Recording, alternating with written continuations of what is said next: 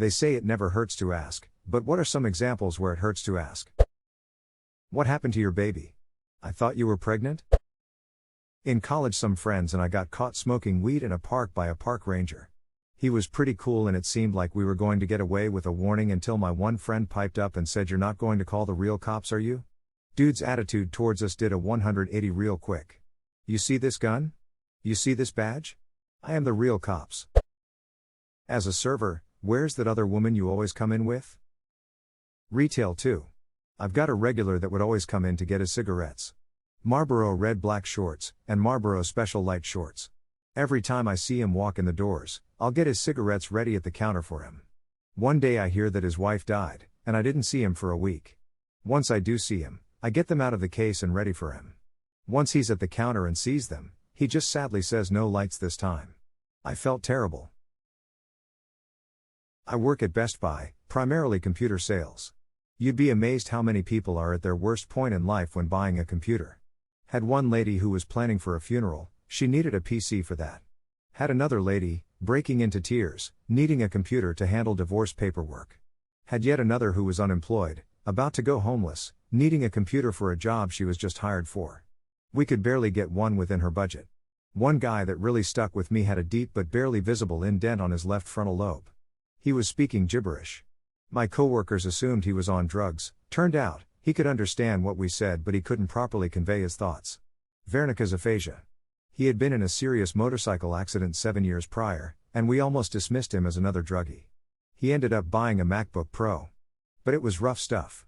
Reading between the gibberish, I learned that he had prior given up on life. Getting into photography was his way back in. Selling computers is a surprisingly wild ride. You know what's not? Air fryers. Every mother ducker who comes in looking for an air fryer is beaming with joy. I would strictly work selling air fryers if I could. But you learn a lot selling computers.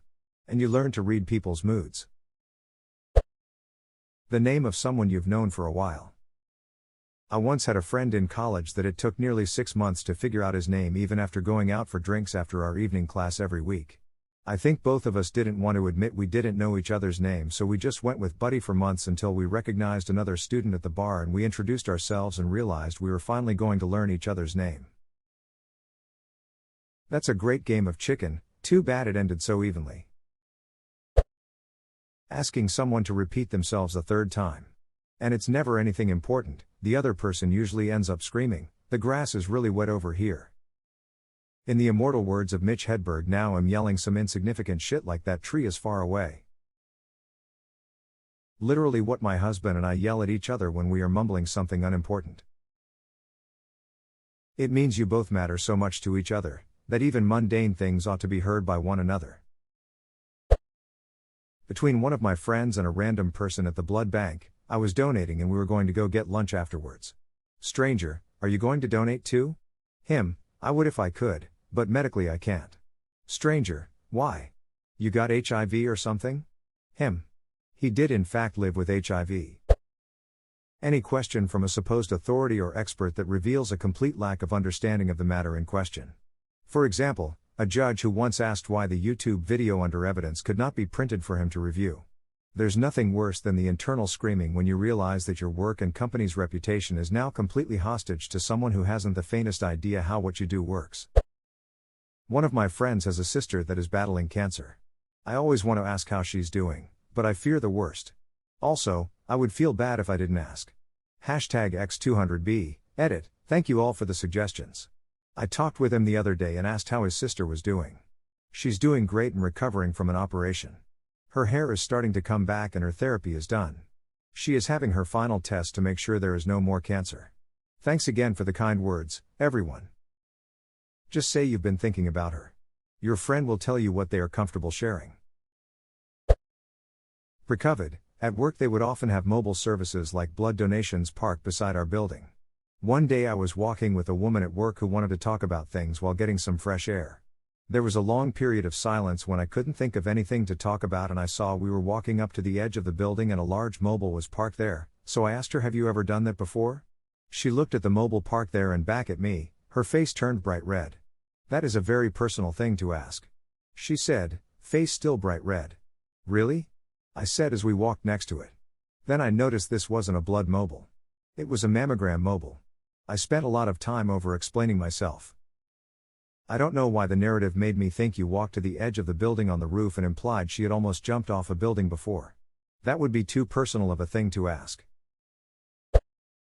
Are we more than friends? Reminds me of a buddy of mine who asked a girl he had been hooking up with for a few months why she didn't have a boyfriend. They did not communicate very well apparently, she thought he was her boyfriend. Ouch. I have been on the other end of this because I was generally naive and quite oblivious. Very young and adjusting to a new city. Same exact situation and I just said oh, that works out perfectly. We dated for like a year and a half after that lol. Sometimes it's less malice and apathy, just straight up being emotionally dumb. Her, riding you like a mechanical bull you, maybe she's just being nice. Several children and 2 house moves later, we never had the talk. What if we're just friends? I had a friend in elementary school who was putting on a particularly heavy dose of sunscreen. Some kid asked him why he's putting on so much. He said cause my mom has skin cancer and the room just became silent. When I was a kid my dad died from skin cancer. No one ever questioned me when I put on loads of sunscreen. On the upside, I'm over 40 and have the skin of a 20-year-old. Several, actually. I'm making a suit. So, what's the age of consent here? Bonus points if you ask this during a job interview. How strict is your policy on sexual harassment? How does our deal with good touches versus bad touches? So what do you guys do random drug tests? I just interviewed for a new job. And my only question for them was do they test for weed? Of course I didn't ask but that was the only question I had. It was too painful to ask. My 13-year-old daughter killed herself, and so many people asked how. Edit, thank you all for your kind words. It has been 13 years since she left and I am in a good place. I've accepted that you don't heal but you learn to carry it. I've also learned to appreciate all of the years that I had her in my life and all of the wonderful memories we created, and to focus less on the experiences we were all deprived of, especially her. I do have an unhealthy worry of her siblings, and freak out if they aren't quick to respond. I hope someday they'll forgive my craziness. I'm sorry about your daughter. As a single father with a 13-year-old daughter that has talked to me about her suicidal thoughts, I really feel this. I hope you're doing okay. That she can talk to you about it says a lot about your relationship. It's great that she can communicate these thoughts, and that you're able to support her.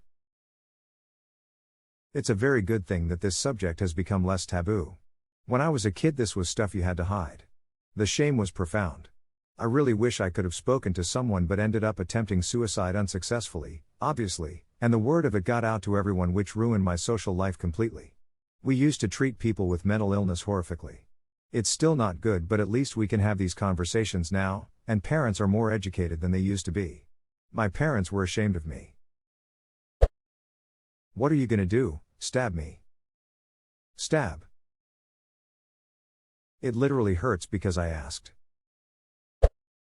As a teenager I worked in a grocery store. I saw a customer whose back was to me struggling with all their items, so I asked, "Do you need a hand?" The man turned around and I could see he was missing a hand. There was just a stub there, that is why he was struggling. He was a good sport and said yes, it seems I do, lifting his arm missing the hand in the air. That's not so bad, dude knew you couldn't see that they were missing it and it's just a common phrase. I know 2 people with that same disability and they've told me it never bothers them, because someone is asking if you need help smile that said, they don't speak for everyone.